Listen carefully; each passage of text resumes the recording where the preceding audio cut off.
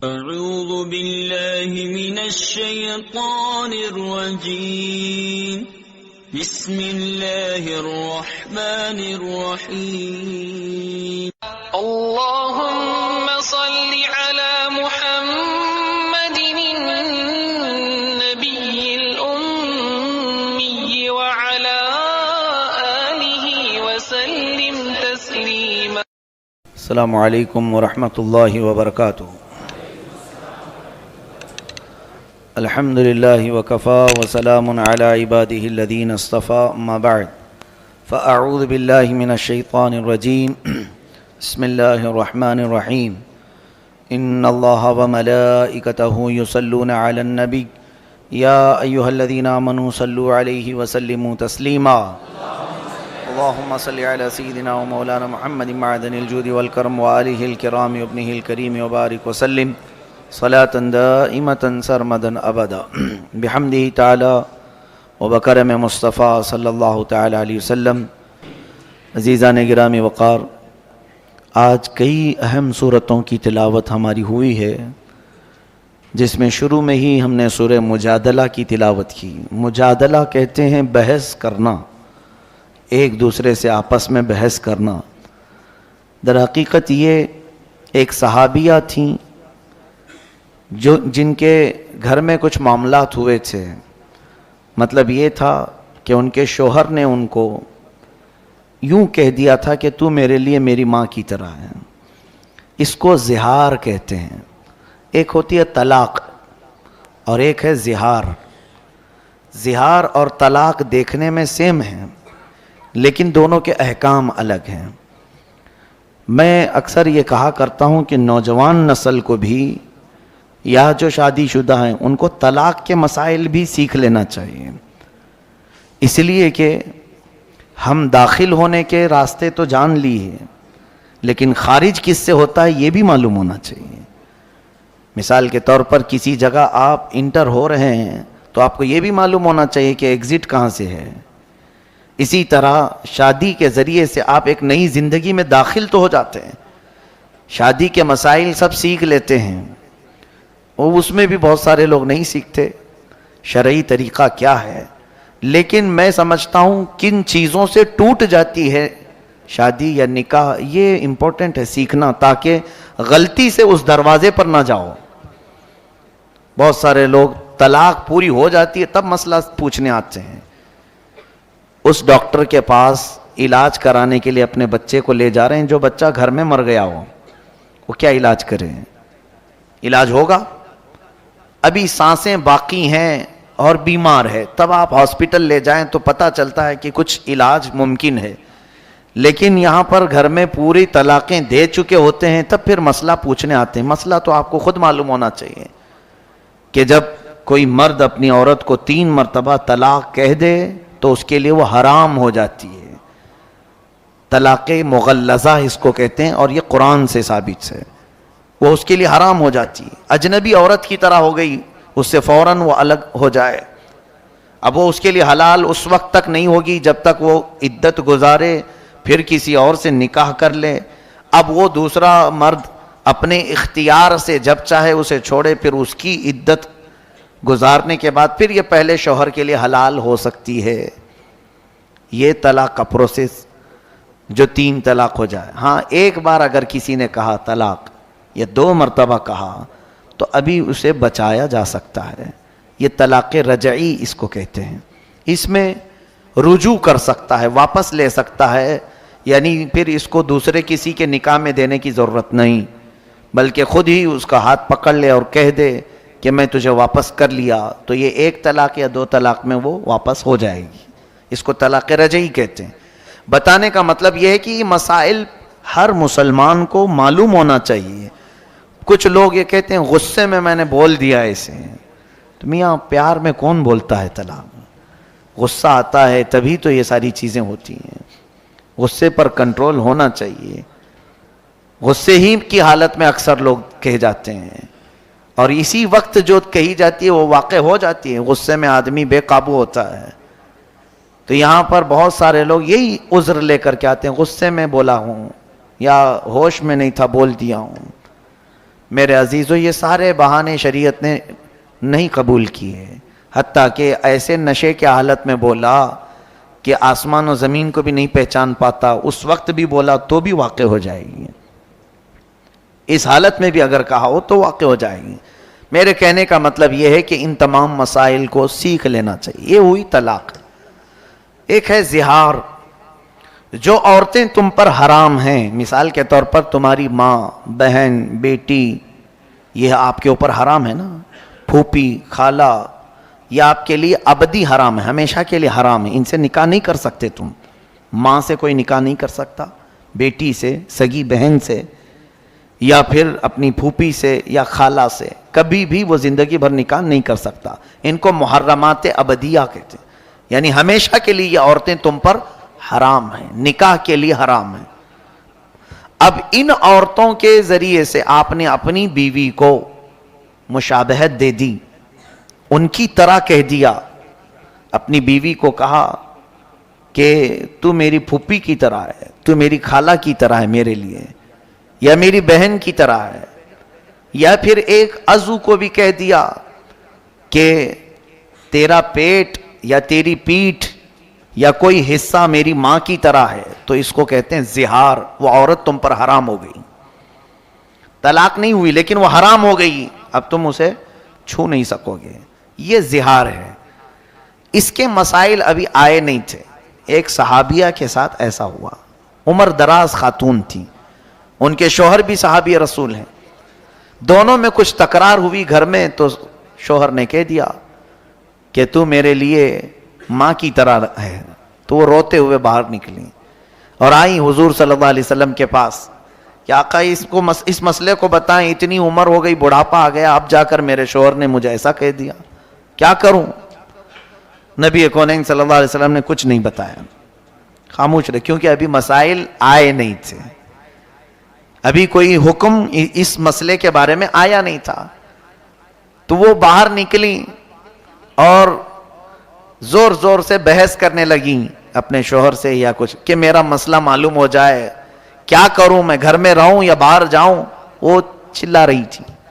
تب اللہ تبارک و تعالیٰ نے جبرائیل امین کے ذریعے آیت نازل فرمائے، قد سمع اللہ قول التی تجادلک فی زوجہا وتشتکی الی اللہ، اللہ نے اس عورت کی بات سن لی جو اپنے شوہر کے بارے میں آپ سے بحث کر رہی ہے اور اللہ کی بارگاہ میں شکایت کر رہی ہے کہ میرا مسئلہ واضح کیا جائے۔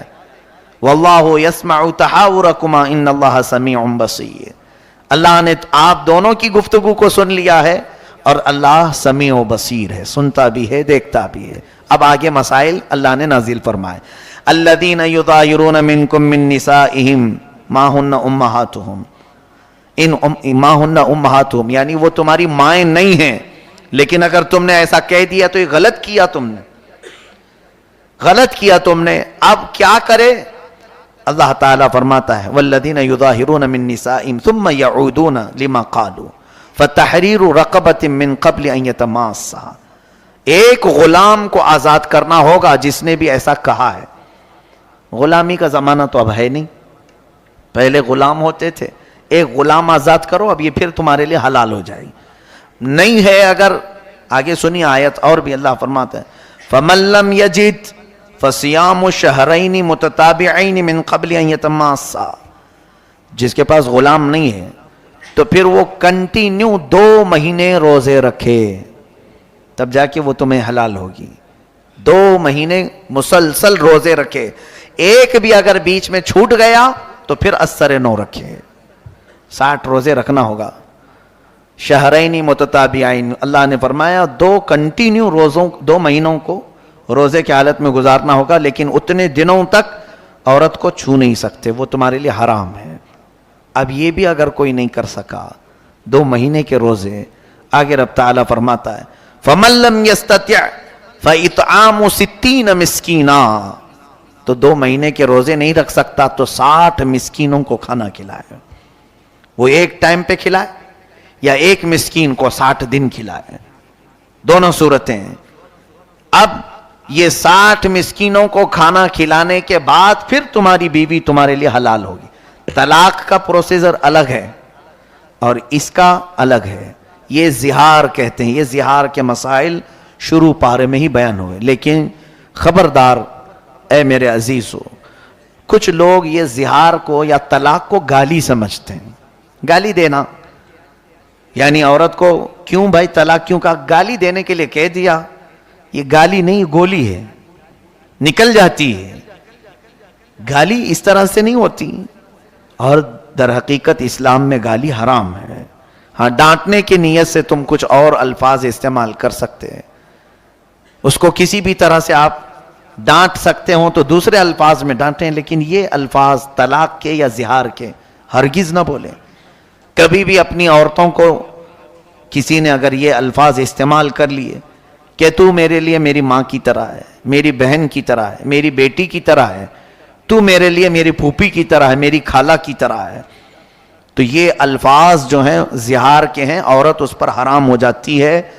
پھر اگر حلال کرنا ہے واپس اپنی عورت کو تو کنٹینیو 2 مہینے کے روزے رکھے یا تو پھر 60 مسکینوں کو کھانا کھلائے، تب وہ عورت حلال ہوگی. تو اس سے اندازہ کیجئے کہ ہمارے یہ خانگی جو مسائل ہیں، ازدواجی زندگی کے جو مسائل ہیں، یہ سیکھنا کتنا ضروری ہے. کیا ان مسائل سے سارے لوگ واقف ہیں؟ کیا یہ سارے لوگ جانتے ہیں زہار کیا ہوتا ہے؟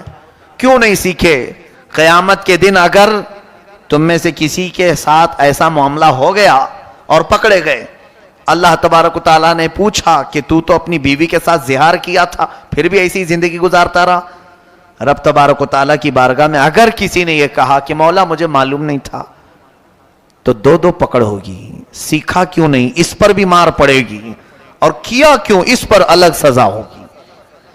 جو انجانے میں گناہ کرتا ہے اس کی 2 سزا ہیں، اور ایک نہ سیکھنے کا، کیونکہ اللہ نے فرمایا کہ تمہارے لیے کیا نبی کا حکم نہیں آیا تھا؟ طلب العلم فریضۃ علی کل مسلم و مسلمہ. ہر مسلمان مرد اور عورت پر اتنا علم سیکھنا فرض ہے جس سے وہ اسلامی زندگی گزار سکے. یہ علم تو ہر ایک مسلمان پر فرض تھا، تم نے نہیں سیکھا، یہ غلطی تمہاری ہے. تو 2 سزائیں ہیں وہاں پر، ایک نہ جاننے کی سزا اور ایک گناہ کرنے کی سزا. اس لیے میرے عزیزو ان مسائل کو باریکی کے ساتھ یاد کر لو. آج لوگ بڑے بڑے ڈسکشن میں رہتے ہیں، انٹرنیٹ پر مناظرے کرتے رہتے ہیں، اور وہ بھی جس سے ان کا حاصل ہی نہیں، کچھ ضرورت نہیں ہے، ایسی چیزیں پوچھتے رہتے ہیں. تاریخ کی باتیں، حضرت موسیٰ علیہ السلام ناشتے میں کیا کھاتے تھے، ہاں حضرت عیسیٰ علیہ السلام کا گھر کیسا تھا، حضرت ابراہیم علیہ السلام کس وطن میں رہتے تھے، یہ تاریخی انفارمیشن ہے. تم یہ پوچھو کہ کون سی چیز میرے لیے حلال ہے اور کون سی چیز میرے لیے حرام ہے. کمائی کے معاملات میں، کھانے پینے کے معاملات میں، گھریلو زندگی کے معاملات میں، نماز کے مسائل، وضو کے مسائل، یہ تمام چیزیں چھوڑ دیا، اور پھر انٹرنیٹ میں لا یعنی چیزیں جس سے اس کا یعنی عملی زندگی میں کوئی تعلق نہیں ہے، ایسے مسائل میں یہ پڑ گئے ہیں. اور اسی وجہ سے آج دیکھیں وہ لوگ اپنے ہاتھ میں قلم اور فتویٰ لے کر کے گھوم رہے ہیں جن کو ابھی استنجا کے مسئلے بھی نہیں معلوم، اور وہ بڑے بڑے لوگوں کے ایمان ناپ رہے ہیں کہ یہ مسلمان ہے کہ یہ کافر ہے، یہ دائرہ اسلام سے نکلا ہوا ہے. خود کو یہ نہیں معلوم کہ ابھی میں اسلام پر پورا قائم ہوا کہ نہیں ہوا. میرے عزیزو آج کے دور میں جتنی چیزیں آپ کو سیکھنا ضروری ہے ان تمام چیزوں کی طرف دوڑو. زندگی بہت تیزی سے نکلتی جا رہی ہے. جو ضروری مسائل ہیں ان سب کو کسی نہ کسی ذریعے سے سیکھو.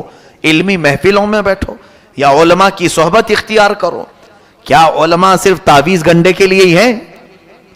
دھاگے دم درود اسی کے لیے ہیں علماء؟ بچے بیمار ہوں، گھر میں مصیبت ہو، اسی لیے علماء ہیں؟ علماء کرام کے پاس آپ زیادہ سے زیادہ علم سیکھنے کے لیے وقت گزارو. کئی چیزیں میں دیکھتا رہتا ہوں، علماء کا کام کیا ہے. ہم بھی اس دور سے گزر رہے ہیں. لوگوں نے ان کو کیا چیز بنا رکھا ہے. اگر کچھ اچھے لوگ ہیں، مؤدب لوگ ہیں، آتے بھی ہیں، تو وہ اپنی ضروریات کے اعتبار سے بیمار ہے. میں یہ منع نہیں کر رہا ہوں، ٹھیک ہے. اس کے ساتھ کچھ اور بھی چیزیں ہیں، کچھ محفلیں ہیں، علمی محفلیں، اس میں کیوں نہیں حاضر ہوتے؟ اپنے بیمار بچوں کو لے کر کے آتے ہیں. دو طرح کے لوگ آتے ہیں, یا تو پھر دعا کروانے کے لیے, یا تو پھر لوگوں کی غیبت کرنے کے لیے. دو طرح کے لوگ علماء کے پاس آتے ہیں, بیٹھ جائیں اور سارے لوگوں کی غیبت چھیڑ دیں. فلاں کیا کر رہے تھے, وہ یہ کر رہے تھے, وہاں ایسا چل رہا تھا. خود بھی گنہگار ہوتے ہیں اور علماء کرام کو بھی ایسی غیبت میں مبتلا کر جاتے ہیں. ایسے حالات سے گزرتے رہتے ہیں, ہم دیکھتے ہیں. میرے عزیزو, یہ علم سیکھنے کا موقع آپ کے پاس اگر مل گیا ہے علماء کے ذریعے سے تو زیادہ سے زیادہ حاصل کر لو.